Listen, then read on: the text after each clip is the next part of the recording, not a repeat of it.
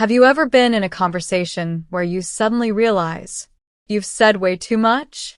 Maybe it's about your breakup, your bank balance, or something weird your uncle said last Christmas, or a deeply personal argument you had with your mom. The words just keep coming out, and a little voice in your head is wondering, why am I saying all these? That is what is called oversharing. It's a kind of mistake that we all have made at one time or the other, but what exactly is it?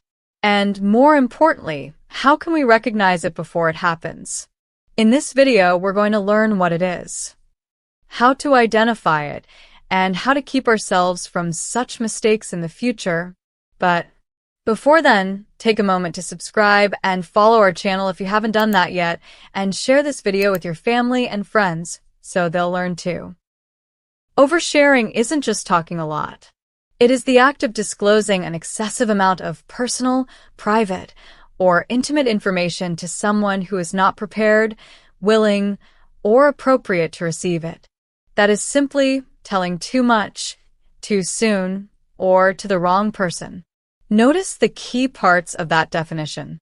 First, the information. It's personal, private, or intimate. We're not talking about the weather. We're talking about your financial troubles, your medical details, or your relationship drama.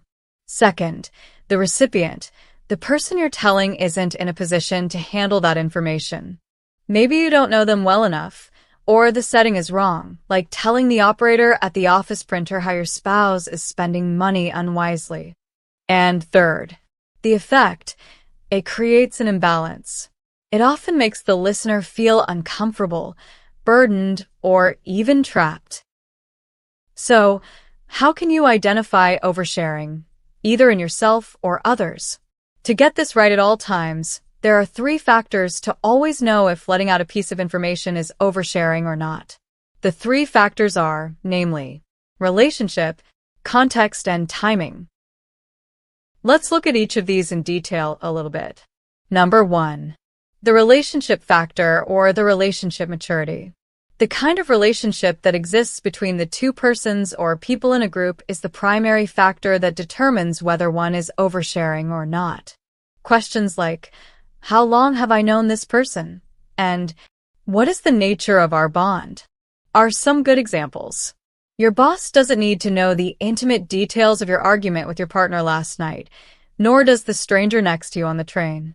Are you sharing deep, emotional details with someone you just met on the bus? A little self-disclosure builds connection, but too much, too soon can overwhelm or alienate others. A good rule of thumb: if a person hasn't shared their personal information with you, then sharing yours with them might put them in an awkward position. Number 2. The context and the setting factor. This one has got to do with the kind of space and situation you are in with the person at the exact moment. Is this a safe, private, and appropriate space? Are there other people around who probably aren't supposed to know such details about you? For example, telling your friend about a serious medical issue in a crowded, noisy elevator is oversharing, as the other users of the elevator should have no business with such information. Talking about your last breakup during a club hangout is fine, but doing so in a job interview, not so much.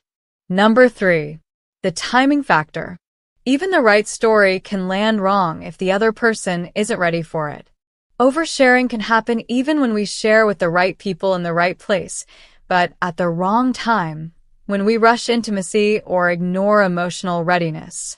It's very wrong to prioritize your own emotional need to dump or pour out your stress and frustrations when you aren't even sure if the other person is in a clear state of mind to hold and process the information effectively. A good example of when oversharing can occur as a result of timing is sharing your deep financial struggles on a first date. Why do we overshare? Understanding the psychology behind this behavior is crucial. Usually, it's not intentional. Oversharing is often driven by anxiety, loneliness, or a desire for connection. Sometimes, we talk too much when we're nervous, or we share too fast because we're craving understanding, validation, or intimacy. We think to ourselves, if I tell them all my biggest secrets now, They'll have to become my close friends. But this actually has the opposite effect.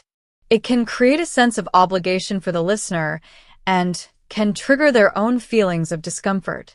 Ultimately, oversharing comes from a lack of healthy personal boundaries, not knowing where and when to stop. It shows that the person sharing hasn't adequately protected their own vulnerability or respected the listener's space and capacity to receive the information. What are some of the impacts of oversharing? Our intention is always to connect, but the impact of oversharing can be awkward or even push people away. It can make others feel burdened or trapped and leave us feeling exposed, ashamed, or regretful afterward. It's like trying to build a bridge but accidentally dropping too much weight on it. Remember, intimacy is earned over time, not demanded in a single conversation. Also, oversharing can expose a person to a lot of threats and security risks, especially when very vital and personal information is shared with total strangers or mere acquaintances. And then there's online oversharing. We can't talk about this today without mentioning the digital world. Social media is a minefield for oversharing. The same rules apply digitally, maybe even more so. Ask yourself, is Instagram or TikTok the right place for a raw, detailed account of your medical procedure for all 1,500 followers? Who's actually seeing this? Close friends, coworkers, or random strangers? Posting something deeply personal might seem like pouring out into a void, and it may feel therapeutic, but remember that there are real people on the other end. Whatever you put out there is permanent and public. How to always share healthy. Healthy sharing isn't about being secretive. It's about being intentional.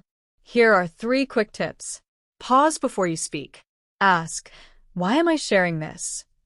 Match the depth of disclosure. If someone shares a surface-level story, don't respond with your deepest trauma. Choose your audience. Not everyone has earned access to your vulnerable side.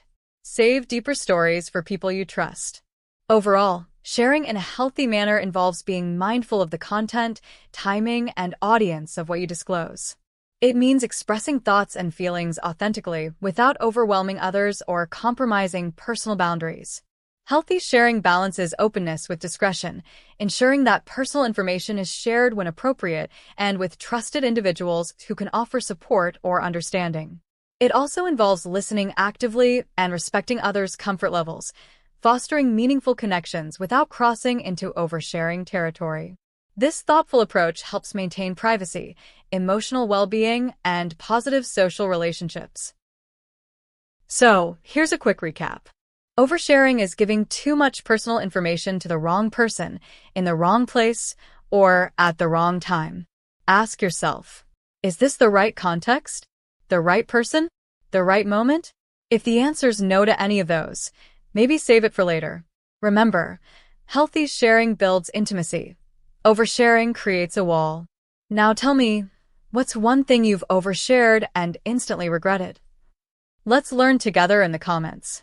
If this video helped you, hit that like button, subscribe to Shared Rays, and stay tuned for our next video on why we overshare and how to stop it. Remember, communication is a skill, and you're getting better every day. See you in the next video.